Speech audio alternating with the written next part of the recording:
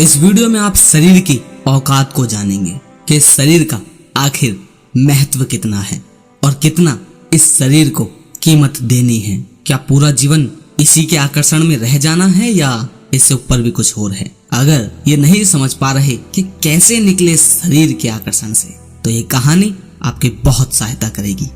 बुद्ध से धम्म की दीक्षा लेने के बाद श्री मां, जो कि उस समय के मगध की राजधानी राजगृह की नगर वधू थी, उसने अपना गणिका का काम छोड़कर बुद्ध की उपासिका बनने का निश्चय किया। श्री मां राजगृह की सबसे सुंदर और अमीर स्त्री थी, लेकिन अब उसने अपना सारा समय बौद्ध संघ की देखरेख, भिक्षुओं की आज्ञा पालन और दूसरे अच्छे कामों में लगाना शुरू कर दिया। उसने संघ से हर दिन 8 नए भिक्षुओं को अपने घर बुलाकर और उन्हें भोजन कराने का नियम बना रखा था।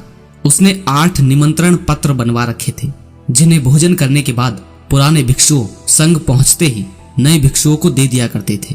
इस तरीके से हर दिन 8 नए भिक्षु उसके यहाँ भोजन करने आते।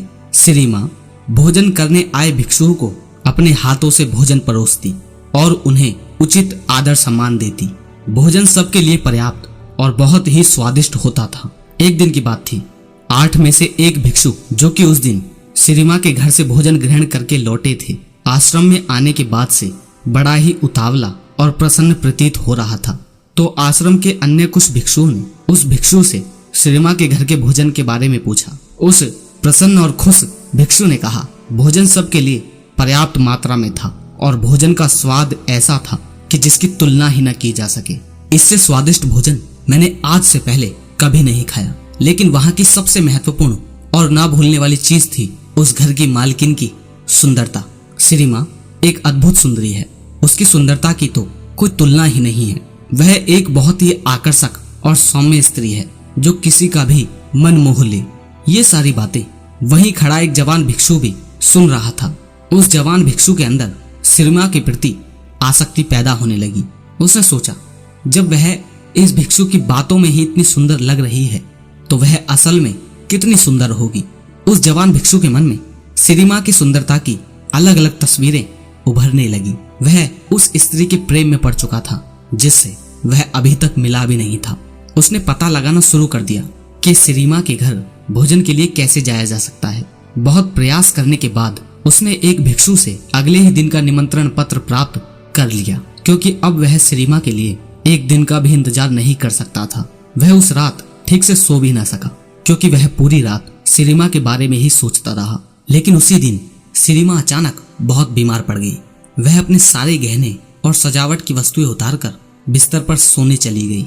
इसलिए जब वह भिक्षु श्री मां के घर पहुंचा, तो नौकरों ने उसका स्वागत किया और उसे भोजन परोसा। यह देखकर उस युवा भिक्षु को बहुत क्रोध आया और वह अंदर ही अंदर बहुत दुखी हुआ। जब श्री मां को पता चला कि भिक्षु भोजन के लिए बैठ गए हैं, तो उसने उनके प्रति अपना सम्मान जताना चाहा। उसने अपने नौकरों से कहा, भोजन कक्ष तक पहुंचने में मेरी मदद करो। नौकरों की मदद से दर्द में कराहती श्री मां धीरे धीरे चलते हुए भोजन कक्ष में पहुंच गई। वह पसीने से लथपथ थी और उसका पूरा शरीर बुखार से कांप रहा था। वह हाथ जोड़कर घुटनों के बल भिक्षुओं के सामने जाकर बैठ गई। उसे देखकर उस युवा भिक्षु ने मन ही मन कहा, इतनी बीमार होने के बाद भी यह कितनी सुंदर और आकर्षक है। सोचो, अगर ये बीमार ना होती और सारा श्रृंगार करके आती, तो कितनी सुंदर लगती। अपने वासना के वशीभूत होकर उस बौद्ध भिक्षु ने बिना एक भी टुकड़ा खाए अपने भिक्षा पात्र को बंद कर दिया। भोज समाप्त होने के बाद वह अपने भिक्षा पात्र को हाथ में लेकर झूमता हुआ आश्रम वापस आ जाता है।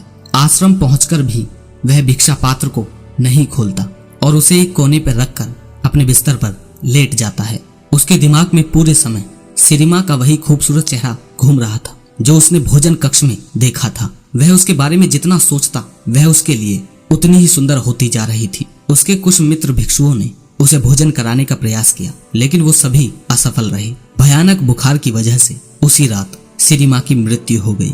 जब मगध सम्राट बिंबिसार को श्री मां की मौत की खबर मिली, तो उन्होंने बुद्ध को संदेश भेजा, हे तथागत, आपके व्यक्तिगत चिकित्सक जीवाका की बहन श्री मां अब इस दुनिया में नहीं रही। बुद्ध ने सम्राट बिंबिसार को वापस संदेश भेजा, मरे हुए शरीर को जलाया न जाए, बल्कि उसे एक बड़े से मैदान में संभाल कर रखा जाए। चील, कौवे और दूसरे जानवर शरीर को कोई भी नुकसान ना पहुंचा पाए, इसके लिए कुछ पहरेदार मृत शरीर के आसपास तैनात कर दिए जाएं। 3 दिनों में सिरिमा का मृत शरीर सड़ चुका था। शरीर के फूलने की वजह से चमड़ी फट गई थी और उसमें से कीड़े निकलने लगे थे। आसपास का सारा वातावरण दुर्गंधमय हो गया था। चारों तरफ बदबू ही बदबू।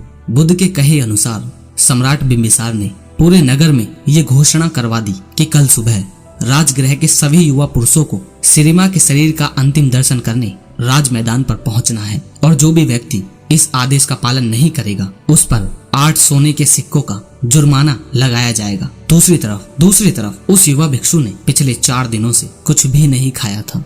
उसके भिक्षा पात्र में रखा भोजन पूरी तरह से सड़ चुका था और उसमें से कीड़े निकल रहे थे। उस भिक्षु का एक मित्र उसके पास आया और बोला, मित्र, बुद्ध सिरिमा को देखने जा रहे हैं। सिरिमा शब्द की आवाज कान में पड़ते ही उस भिक्षु के अंदर अचानक से ऊर्जा लौट आई और वह तुरंत उठकर खड़ा हो गया। उसने अपने भिक्षा पात्र में से उस सड़ रहे भोजन को बाहर फेंका और उसे अच्छी तरह से साफ किया। जब वह भिक्षा पात्र से भोजन को फेंक रहा था तब उस भोजन से निकल रहे कीड़ों की तस्वीर उसके मन के गहराइयों में बैठ गई। भिक्षा पात्र साफ करने के बाद वह भी आश्रम के बाकी भिक्षुओं के साथ राज मैदान की तरफ चल पड़ा जहाँ सिरिमा का मृत शरीर रखा हुआ था। राज मैदान पर युवाओं की एक बड़ी भीड़ पहले से ही इकट्ठा हो रखी थी। बुद्ध अपने भिक्षुओं के साथ एक तरफ बैठ गए और दूसरी ओर सारी भिक्षुणी बैठ गई। एक ओर सम्राट बिंबिसार अपने मंत्रियों और सैनिकों के साथ बैठ गए और उनके ठीक सामने राजगृह के सारे युवा और उनके पीछे नगर की बाकी जनता बैठी हुई थी जो बुद्ध में आस्था रखते थे। राज मैदान पूरी तरह से शांत और गंभीरता से भरा हुआ था। तभी वहां की शांति को भंग करते हुए बुद्ध ने प्रश्न किया, सम्राट, ये सामने पड़ी मृत स्त्री कौन है? सम्राट ने उत्तर दिया, सिरिमा, जीवाका की बहन और राजगृह की नगर वधु। यह सुनकर बुद्ध ने कहा, सिरिमा राजगृह की नगर वधु, चलो इस सच्चाई का पता लगाते हैं। बुद्ध ने थोड़ा ऊंची आवाज में कहा, आप सभी में से जो व्यक्ति 1000 सोने के सिक्के देगा वह सिरिमा के साथ एक रात बिता सकता है। इतना कहकर बुद्ध भीड़ की तरफ देखने लगे। एक भी व्यक्ति ने अपना हाथ नहीं उठाया। बुद्ध ने फिर कहा, 500 सोने के सिक्के। अब भी सब चुप थे। 100 सोने के सिक्के, किसी की कोई प्रतिक्रिया नहीं। 50 सोने के सिक्के, बस चारों तरफ सन्नाटा था। सिर्फ 1 सोने का सिक्का, किसी की कोई प्रतिक्रिया नहीं। चलो मुफ्त में। अब भी किसी ने कोई इच्छा नहीं दिखाई। बुद्ध ने कहा, देखा भिक्षुओं, यह वही स्त्री है जो 4 दिन पहले तक नगर के हर पुरुष की चाहत थी। सब इसे अपनी इच्छा पूर्ति का साधन समझते थे। इसके साथ एक रात बिताने के लिए हजारों सोने के सिक्के देने को तैयार रहते थे। एक दूसरे को मरने मारने को तैयार रहते थे। लेकिन आज उसी नगर में उसी स्त्री के शरीर को कोई मुफ्त में लेने को भी तैयार नहीं है। यही हर इंसान के शरीर के साथ होता है। हमारा ये शरीर अल्पकालीन और नाशवान है। इसे केवल सुंदर गहनों, कपड़ों और सुगंधित इत्रों के द्वारा आकर्षक बनाया जाता है। लेकिन हमारा कोई भी प्रयास इसे बूढ़ा होने, बीमार पड़ने और अंततः नष्ट होने से नहीं बचा सकता। केवल मूर्ख ही अपने आप को कल्पनाओं से जोड़ते हैं और जो मलिन है उसे सुंदर और आकर्षक मानते हैं। भीड़ में बैठे उस बीमार युवा प्रेमी भिक्षु ने भी बुद्ध की ये सारी बातें सुनी। बुद्ध की ये बातें उसके दिल को चोट कर गई। उसने सोचा, जब सिरिमा जिंदा थी तो उसका शरीर कितना सुंदर और आकर्षक था, ठीक उस भोजन की भांति जो ताजा पकाकर उसे परोसा गया था। हालांकि समय के साथ उसके कटोरे में रखा भोजन सड़ गया और पूरा भिक्षा पात्र कीड़ों और मक्खियों से भर गया। इसी तरह एक बार जीवन ने सिरिमा के शरीर को छोड़ दिया तो वह फूल गया, कीड़ों से भर गया। उसमें से तरल पदार्थ निकलने लगा और वह मक्खियों व दूसरे जीवों का आहार बन गया। अपने स्वयं के शरीर के बारे में विचार करने पर वह समझ गया कि वह अलग नहीं है। यहाँ तक कि इस दुनिया में कुछ भी उसके शरीर को बर्बाद होने से नहीं बचा सकता। इसीलिए अपने शरीर और कल्पनाओं से लगाव रखना एक भ्रम मात्र है।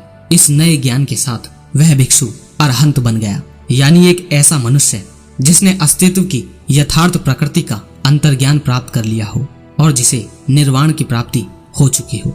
अगर ये कहानी आपको पसंद आई और आप इस कहानी से कुछ सीखे हैं तो मैं चाहता हूँ कि ये शिक्षाएं ज्यादा से ज्यादा लोगों तक पहुंचाएं। अगर लगे शेयर करने लायक तो शेयर जरूर कीजिए। अगली वीडियो में फिर मिलते हैं। जय श्री कृष्ण।